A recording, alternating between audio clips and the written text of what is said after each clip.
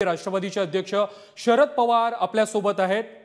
शरद पवार जी, पुढारी news मध्ये आपलं स्वागत। आतापर्यंत 141 खासदारांचं लोकसभेमध्ये निलंबन करण्यात आलेलं आहे। तुमची पहिली प्रतिक्रिया काय आहे?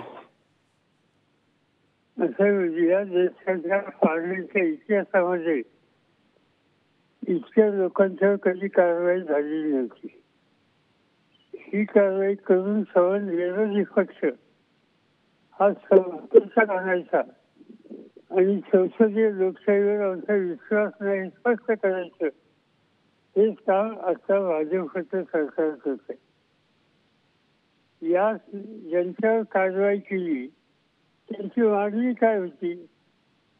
गेल्या आठवड्यामध्ये काही लोक, 2-3 लोक पार्लमेंटमध्ये घुसले, पार्लमेंटमध्ये गॅलरीचं विधी टाकून आत आले। त्यांच्याजवळ कसा तरी गॅस होता, तर गॅस सोडण्याचा प्रयत्न केला।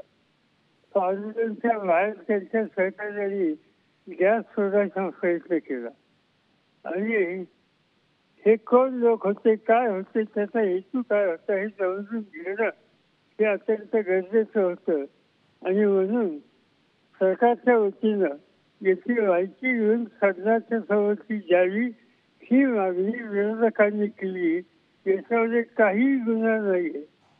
सदनामध्ये बाहेरचे लोक येतात आणि सदनामध्ये गॅस सोडायचा प्रयत्न करतात। ही गोष्ट सदनाच्या सगळ्या सदस्यांच्या दृष्टीने अत्यंत धोक्याची अशी होती आणि त्याची माहिती द्या एवढी एकच मागणी केली। त्याच्यासाठी एवढ्या लोकांच्या ऍक्शन घेतली याचा अर्थ काय समजायचा? सदनाचं रक्षण कसं करायचं, तिच्या सदस्यांचे रक्षण कसं करायचं? पण सत्तेची एकंदर स्थिती डोक्यात गेली, हवा इतक्या टोकाची आहे की हा साधा सदस्यांचा अधिकार सुद्धा मान्य करत नाहीत आणि सवन देशाला पार्लमेंटच्या मार्फत या बाबतीत सविस्तर वस्तुस्थिती सांगण्याची आवश्यकता होती, ती सुद्धा करायला तयार नाही।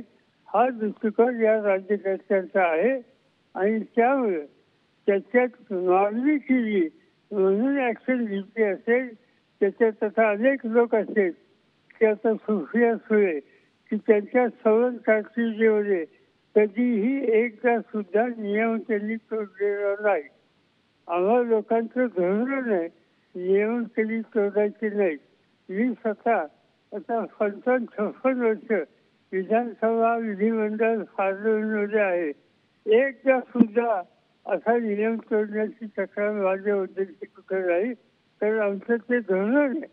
आणि असं असताना या प्रकारच्या ऍक्शन केवळ माहिती मागितली म्हणून एवढ्या मोठ्या प्रमाणात खासदारांचं घेणं याचा अर्थ सत्तेची हवा या लोकांच्या डोक्यात गेलेली आहे।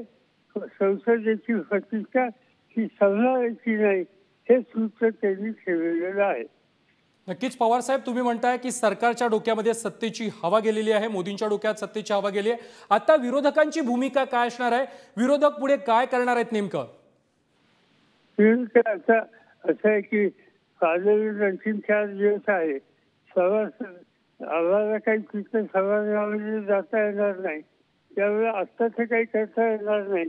आज दुपारी 3 वाजता विरोधी पक्षाची इंडियाची मीटिंग होईल, त्याच्यामध्ये कदाचित याची चर्चा होईल, पण ती मीटिंग 3च्या नंतर आहे।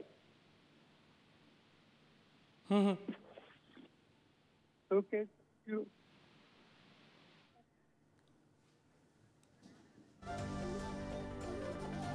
नक्कीच धन्यवाद पवार साहेब, तुम्ही दिलेल्या प्रतिक्रियेसंदर्भात।